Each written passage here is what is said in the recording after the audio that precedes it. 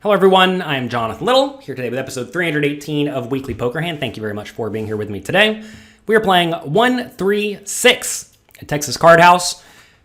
We have Under the Gun +1. Kyle opens to raise it up to 20 bucks with Ace 10 of Diamonds out of his $1,900 stack, which is perfectly fine and reasonable. And then the Queen of Felt decides to be a little bit unreasonable. She puts in the 3-bet Under the Gun +3, which is roughly middle position, early to middle position, with 8-6 of clubs. Holy moly. So I'm all for getting out of line and being very aggressive when you're in position when you are deep stacked. However, the Queen of Felt's not exactly in position. She has to worry about all the other players remaining behind her yet to act. 5, 6, 7 players, however many's at the table. She has to worry about all of them waking up with a hand. So in this scenario, I would just fold the 8-6 suited pre-flop. I realize you want to play these very deceptive hands some small portion of the time. If you are going to play them, if they're not quite good enough to call, as 8-6 suited is not, you should 3-bet them. But this is aggressive. I'm not sure what the Queen of Felt's image is at this poker table, but I got to presume she's been playing some pots. So I would have just folded this 8-6 suited. We see 10-9 suited folding. Back around to Ortiz in the straddle with pocket sixes. He folds. That's a good fold. Look, when it goes early position raise, early position 3-bet, you just need to fold almost everything. A mistake a lot of people make is they will call with hands like pocket sixes for $60, and then they'll just end up losing every single pot where they miss the flop. And whenever they do make a set, they don't necessarily even get paid. So you do need to fold the sixes there. Don't think that just because you're getting 10-1 implied odds that you must call with your sets or with your small pairs. Because what happens is sometimes Kyle, who opened from Under the Gun +2, is going to show up with aces, kings, queens, ace, king, etc., and he's going to put in the 4-bet, and then you have to fold away, which is terrible. All right, so back around to Kyle. He has to put in $40 into a pot that's going to go up to about 130. So it's an easy call with ace 10 suited. He's going to try to flop a good hand. Definitely the right play. If this was offsuit, you should probably just fold or 4-bet, but the big suited cards very much like to see the flop. Flop comes great for Kyle. Well, great if he's ahead. Comes ace 4-3, 1 club. This is definitely a spot where the Queen of Felt's going to want to bluff. She has all the backdoor draws in this scenario, and she has literally no showdown value. And depending on what her actual range is, she may have a pretty big nut advantage here, because if Kyle 4-bets ace king every time and aces every time, that means he doesn't have those in his range, right? Whereas the Queen of Felt would always, well, presumably always 3-bet ace king and presumably 3-bet pocket aces, which means that she's going to have a few more nut hands, most likely. She also has ace-queen a lot, whereas maybe Kyle 4-bets that. Who knows? He probably shouldn't, but maybe he does. So this is a spot where the Queen of Felt should be betting pretty frequently, probably using a smallish size. Pot's 130. You can get away with betting like 50 bucks here. Because if Kyle does have pocket eights, it just puts him in a miserable scenario. He's going to call a lot, but then you can barrel him off on the turn, which is fine. I don't think you want to bet too big. I think a mistake a lot of people make is betting like 95 on the flop. Because when you bet 95 on the flop, what's going to happen is then Kyle's mostly going to continue with pretty good hands. And when he's mostly continuing with pretty good hands, you don't really know if you should continue betting the turn or the river. Whereas when you bet small, like 40, he's going to call with all sorts of stuff. And then you can bluff a lot of that out on the turn and the river. A lot of people think that the goal is to just make the opponent fold immediately. But if the opponent will fold almost everything by the river, wouldn't you rather that happen? Like imagine in this scenario, hypothetically. Let's say the Queen of Felt bets 40 on the flop, 130 on the turn, 600 on the river. You think Kyle's going to hold on with this ace-10 on ace 4-3 and 2 other cards are going to come? It's pretty rough because remember, it went early position raise, early position 3-bet. You really only beat stone bluffs then, right? Because she's not going to be value betting ace-9, right?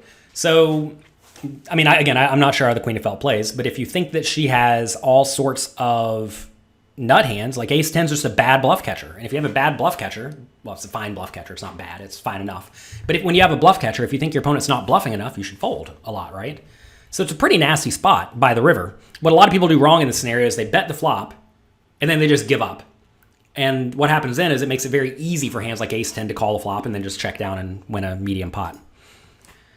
All right, so she bets 70, which I think is probably a little bit big. Because like right here, I'm not really sure if it's going to make the opponent's call with hands like pocket eights and then fold to the turn. Or if they're just going to fold them immediately. Like you really want them calling with pocket eights so you can bluff them off of eights on the turn. I mean, I know she has 8-6. Eights is a bad example. Sevens.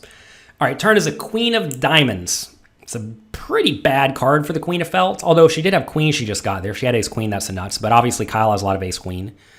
Should the queen of felt keep blasting? Well, obviously she'd much rather a gut shot card come for her or a flush card come for her, flush draw card to come for her, but she didn't. I don't think it's mandatory to bet this turn, but it's also pretty sweet to do it. It's pretty savage to do it, really. Pot's $270. I think you can get away with betting 160 here. Any ace is still going to call you. Any random flush draw, if they have it's going to call you. Like, say they have 7-6 of diamonds or something.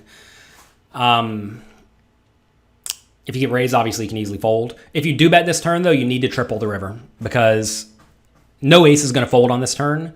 And knowing that, you must be willing to follow through and go for the river bet. So pot is 270. I don't think you want to go too big because if you go too big, it's going to make it to where your opponent's not going to fold on the river very often. She does go 175. I think that's very nice. Kyle has a top pair bad kicker with a flush draw, easy call. If you raise, what's going to happen is you're mostly going to get called by hands that beat you at the moment. And if you think about it, like right now, if Kyle gets to the end with ace 10 of diamonds with a flush draw, right, against ace queen or pocket queens or ace king even, he's in very bad shape. He'd much rather call and keep all of his opponent's bluffs in the pot. So good call by him. Now the question is he going to pay off on the river if it's a blank? River is a 4 of clubs.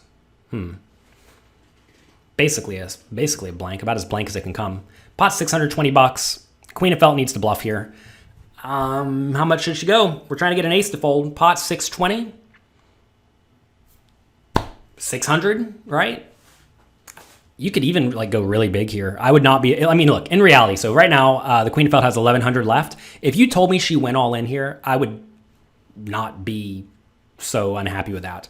You have to think that Kyle has almost no 4x in his range, like almost none. So given he has almost no 4x, I mean, it's just gonna be like ace 4 suited, right? So if he has ace 4 suited, there's what, 2 combinations of that? Hearts and spades. So there's 2 combinations of ace 4.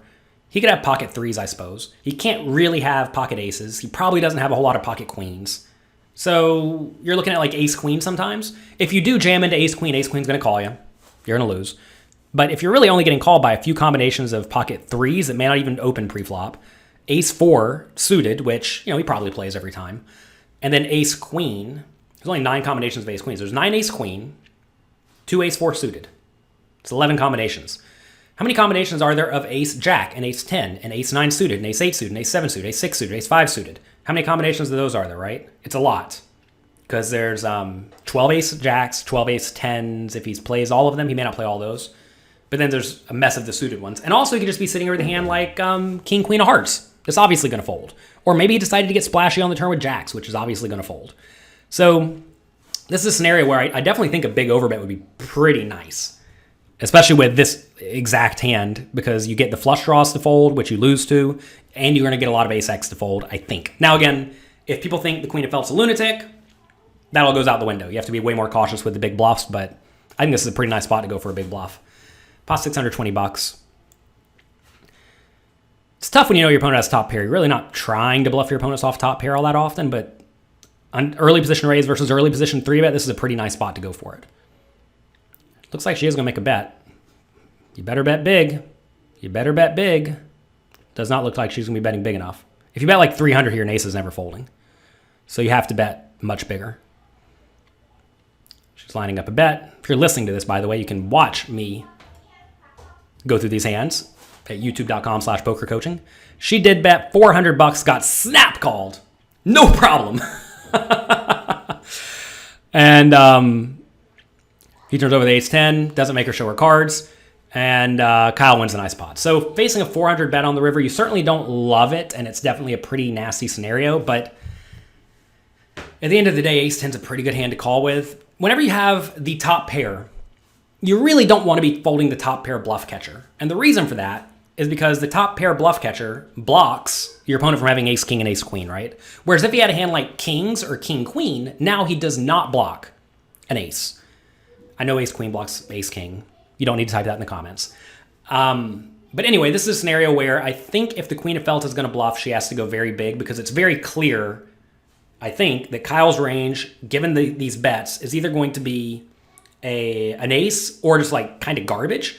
And if it is garbage, the queen of felt should actually bet smaller, right? Because if you're trying to get 6-5 of diamonds to fold, which I mean, you don't even need that to fold really. But if you're trying to get something like Jack 10 of diamonds to fold or King Queen of hearts to fold, if you bet like 200 on the river, you're gonna get the job done. Maybe 300 on the river. So I'm not a big fan of this $400 bet size on the river. I think I would have preferred more like all in. A lot of people don't think of the all in bet. To be fair, Jonathan Little probably a few years ago would not have thought of the all in bet. And this is a situation where essentially, if you're going to try to make your opponent fold a strong range, you have to go for a substantially bigger bet size. So that's going to be it for today. Hope you all have a great week. If you enjoyed this, click like, click subscribe, and check out my training site, pokercoaching.com. We have a lot of great things happening by many of the best poker players in the world.